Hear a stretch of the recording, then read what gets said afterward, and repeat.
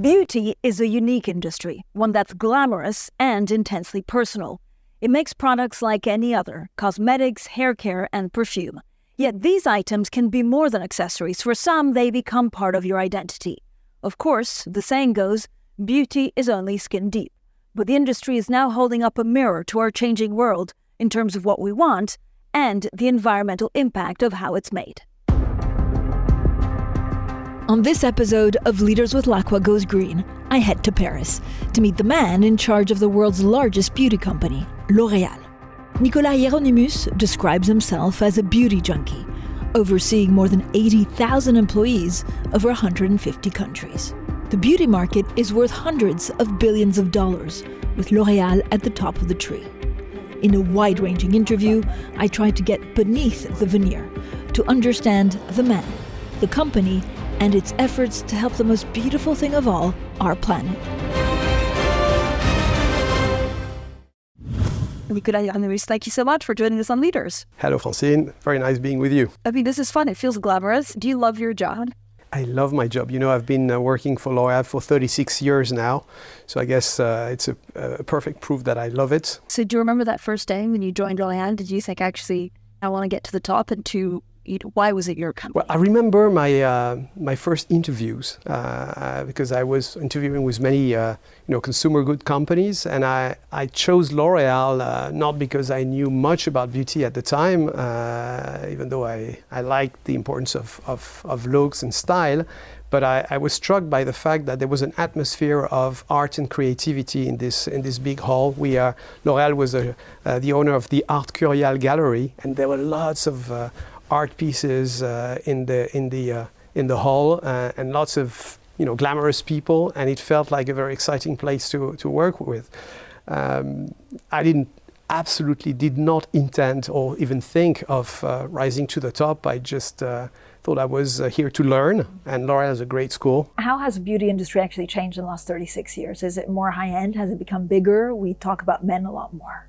Well, first of all, the great thing about beauty is that since the dawn of time, it is an essential need for humanity. You look at, I don't know if you ever saw that book we published, that's 100,000 years of beauty. When you see that in the caves, you could see paintings of makeup on the bodies. Of course, in Egypt, men and women were already using eye makeup and fragrances. So because it's so much part of being a human, it's a market that's been constantly growing. So it's a market that's 270 billion euros, and it's growing. And our assessment is that by 2030, it should be close to 400 billion, and it's growing thanks to the rise of middle classes that are aspiring to great products. It's premiumizing. People want more and more good products, so the prices are going up.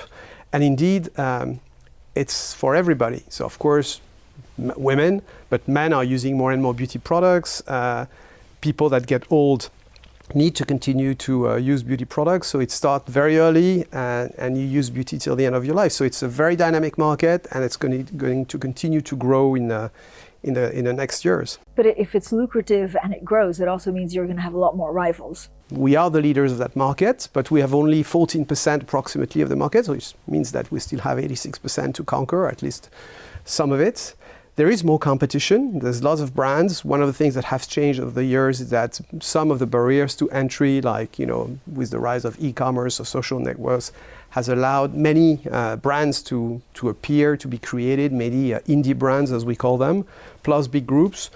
There's a lot of churn in the indie brands, so not many appear, few stay. And the good thing is that it forces companies like us, with our big brands, but also small brands, because we acquire some of these indie brands, to constantly reinvent ourselves, adapt to the new times. We are a very agile company. You have pretty formidable competitors. You have Hermès entering the market of beauty. You have LVMH also really trying to focus on that. Well, there's a lot of competition and lots of people that want to enter beauty, which proves that it's a very lucrative, as you say, and attractive market. But then it's a market that requires a lot of expertise. We only do beauty, and we've been doing beauty for 114 years. There are more than tricks of the trade. It's about research, it's about knowing the skin, knowing about hair. It's also about understanding the cultural differences around the globe, because you can have global brands, but you always have to adapt your beauty offering to the local specificities, whether climate, religion, culture.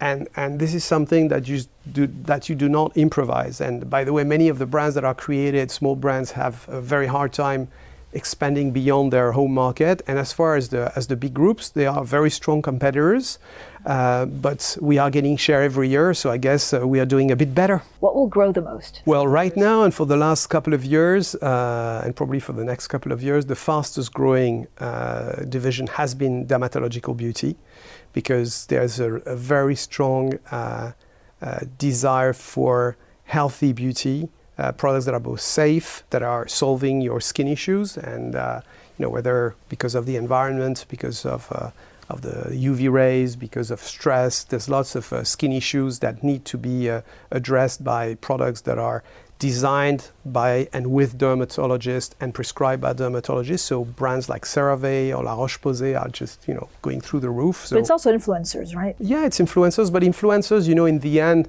they're a new way to engage consumers. But influencers, of course, they can be remunerated, but in the end, most of the organic content and the most powerful content is sincere and genuine, and consumers want authenticity. So influencers are just a way to amplify the quality of the product. So dermatological beauty, super strong, but also L'Oreal Luxe for the last decade. I had the pleasure to be running this division, has been really the number one growth driver of the groups, with the acceleration in China in particular, where we have more than 30% market share of the luxury market. And that's bigger margins? It's bigger margins. The success is the success of quality. In the end, in this world where people have growing expectations, sometimes in inflationary times like this one, they pay more attention to how they spend their money, and they want their money's worth. So they're always going to go for products that deliver both on efficacy but also on pleasure of use. And as you know, we spend 1 billion euro every year on research. We make sure that we do create the best products, and that when people try our brands, they stick to it. So that's the number one recipe of our success. I mean, there's also the lipstick index, which I've always been fascinated by. So in hard economic times, actually, the sales of lipsticks go up. The lipstick index proves right every time, and it has proven right even in the so is it going up or post-COVID? Down? No, it's going up. Okay. It's going up. It continues to. The only moment when it was actually not a good moment for lipstick is when we're all wearing masks, or staying home, or both. So now that masks are off in most countries, people wore perfumes, didn't they? Fragrance is the most spectacular post-COVID acceleration. We expected fragrance to come back because just of social life resuming, but we see that there's been an augmentation of the role of fragrance, precisely about this, from smelling good to feeling good. And today, whether in America, in Europe, and of course, and we're very interested in China, there's a fragrance explosion. And as we are the worldwide number ones in fragrance, we are very happy about this. If you're Mediterranean, it's, I guess, more likely that you grow up wearing a fragrance, maybe every day, maybe from teenage years. Are there parts of the world where actually that's only starting to be adopted now? And is that really the market you want to be in? People used to have one fragrance. My mother, I offered her all the fragrances of the L'Oreal group. I never managed to get her to use something else than a fragrance which is actually not a L'Oreal one. So a lot of people were wearing the same fragrance all their life. Now the younger population, they have 2, 3, 4, 5 fragrances, because they will have one for work, one to meet the parents, one to go on a date, etc., etc. So that increased consumption. But the part of the world where it's new and growing very fast is China. China was not a fragrance market. It was mainly a skincare market and then a makeup market. And fragrance, which is still only 10-ish% of the total selective market, but is growing high double digits. And that's really been something that's happened over the last 3-4 years. And as the Chinese consumers are both sophisticated and like premium, but also they do not know fragrances as well as European consumers, they go more for the premium end collection, what we call collection fragrances, which are more expensive, but also that describe what you're going to smell. But this has to be in store. Yeah. Or do people actually buy it online? They go to stores, they try, they smell, they get some advice. And then, depending on the experience, either they come back to stores or they repurchase online. If they like a fragrance, then it's easy to repurchase it online. Coming up, Nicolas Hieronimus explains the importance of trying every single product that L'Oreal makes, as well as a few from his competitors.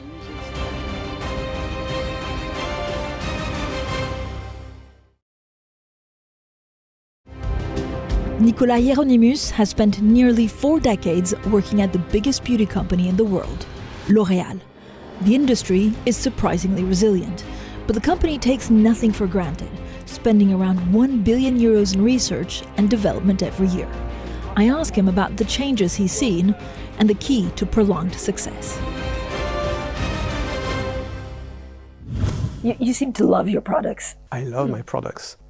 Do you try them all? I try them all. I try my products. I try competition just to make sure we have the best. And sometimes, we see an interesting competitive products that we have to step up to. But most of the time, I use our products. Yeah, How much do you use them for? I mean, this is very practical advice. But to know whether a product works or not, is it 2 weeks, 3 weeks? Do you have to give it a couple of months? I use my products every day. And in any product, it depends on the categories. But you have 2 ways to assess a product. One is what we call instant gratification.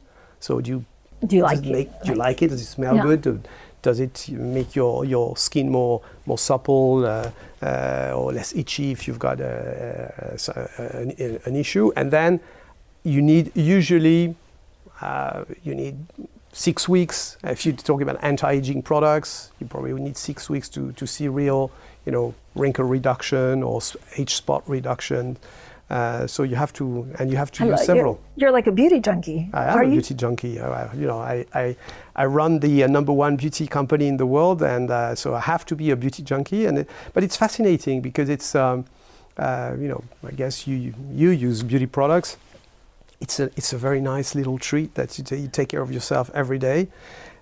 We talk a lot about self-betterment today. People are very much into fitness, into making sure they look better, feel better, and beauty products are really part of that routine and that spirit. So I love it. And male skincare has actually come quite a long way. Was that the biggest? What's been your biggest surprise of how, I guess, beauty's changed in the last 10 years? What's the biggest transformation happening in beauty is what we call beauty tech, is the help of technology to augment the performance of beauty products, either through diagnosis or through even personalized made-to-measure beauty products. And that's probably the future of beauty. So is this AI? You spend an enormous amount, right, of your sales in marketing, but also developing like R&D. Yeah. I think 30%, well, more or less. We spend 1 billion in R&D, 3% of our turnover, in different, A&P, advertising and promotion. It depends on the countries, but it's somewhere between 25 and 35%, depending on the countries and the number of categories we have to animate. But we also spend more than 1 billion euro every year in tech, in technology, and that's our pledge to become the leader of beauty tech. And here we use AI. We use AI to augment our researchers, to invent new ways to formulate products, to go faster. We use AI to provide the best advice to consumers. Color matching, skincare diagnosis is very important. In the end, consumers are passionate about beauty. Beauty is the number 1 topic of conversation on TikTok, for example. It's something that passions people, but it's a jungle out there. There's so many products, so you need to help people choose. So curation is a very important part, and to help people make the right choices, you need some sort of either diagnosis or virtual try-on so that they see which shades are going to fit better, same for hair. So technology is a great help, not only to create new products, but also to make consumers happier about the products. So how does it fit with something like Asop, which you buy, you bought for a significant amount of money, but expect to grow it much more, which is much more traditional, high-end premium brand? I think it's a brand, and of course it's a brand that's a natural ingredients-based brand, so it taps into many of the ascending trends. So it's a beautiful brand, fantastically developed by the teams that are in charge and whom we're going to be welcoming at L'Oreal, and a great experiential brand. So I'm very, very excited about it. And as it's a brand that just has 2 stores in China and is not present in travel retail, we have lots of growth opportunities for it. So you really try the products or use the products before any acquisition? Of course. I try the product. Actually, as far as Asop was concerned, I tried it before there was even a possibility to acquire it. But yeah, you have to try the products. Of course, beyond trying, when we make any acquisition, we have the formulas analyzed by our labs, making sure that they are both good products, that they are true to what they say, which is not always the case for some of the indie brands, and that they are ticking all the regulatory boxes, authorized ingredients. And then, of course, we try it because you need to know. You need to know, and then you need to love the brands you work for. And Nicolas, what kind of leader are you? How would you define yourself? How would others define you? I'm a competitor. I love sports, and I try to be demanding for myself and demanding for everybody, because we have big goals to achieve. Being number one and increasing our gap with competition is not that easy, so you need to be really passionate about it. And I would say I believe a lot in the power of the team. I believe in the collective. For all my youth, I was doing collective sports, and today I'm a passionate cyclist. And some people think cyclism or biking is a solo sport, but actually, if you watch the Tour de France, you'll see it's really a team sport where you have to protect yourself from the wind, help each other. So I like to build teams that are complementary, empower them. I listen a lot to what my teams have to say, and build complementarity. So I like to surround myself with very strong people that may be stronger than I am in their particular area, and we work together really at making this great company continue to succeed. So what do you think is the secret sauce of L'Oreal to always keep this competitive advantage? Well, I think if I take the top 300 managers of L'Oreal, their average tenure is 18 years in the company. So you have this very strong corpus of people that share the same passion and the same way to do business. We constantly bring in new people, even at higher level, to rejuvenate the blood. But we have this very strong culture, and it's indeed the secret sauce is this. At all level, you have very passionate, competitive people that love beauty and that have fun. I think part of the secret is that we have fun. Coming up, Nicolas Hieronimus on the challenges of going green, including the company's target to use 100% recycled plastic by the end of the decade.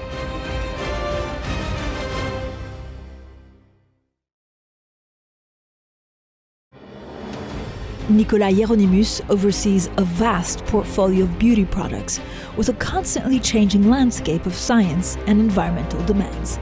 He tells me how L'Oreal is reacting to the climate crisis and how the challenge is reshaping what it means to be a chief executive.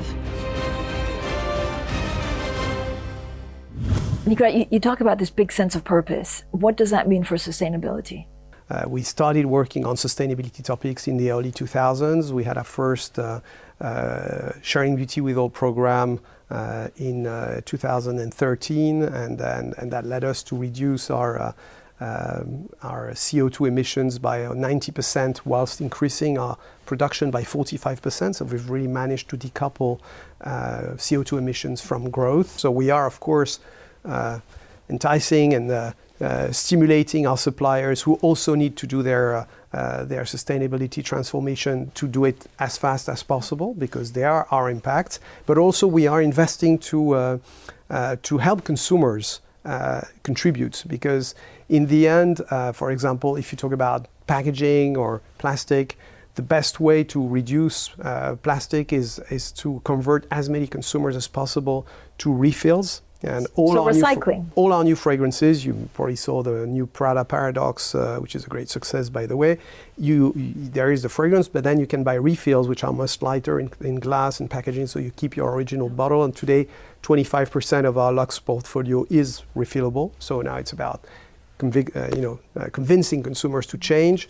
We're also launching products that are non-rinsed products to avoid water consumption. And we are, in our advertising, again, trying to convince consumers to reduce their water consumption. So it's across the whole supply chain, we have to act. So what's the hardest? Yeah, well, there are many things that are difficult. For example, if I take plastic, we've committed to have 100% recycled plastic by 2030. Today, the availability of recycled plastic is not big enough for us to transform everything. We have 80% of our PET, but for other parts of the plastic, it's not yet available. So we are co-investing, and we are investing with our own VC in new technologies that will provide ways to recycle plastic. So some things have not been made available yet technologically, but I guess I believe in human creativity and innovation that will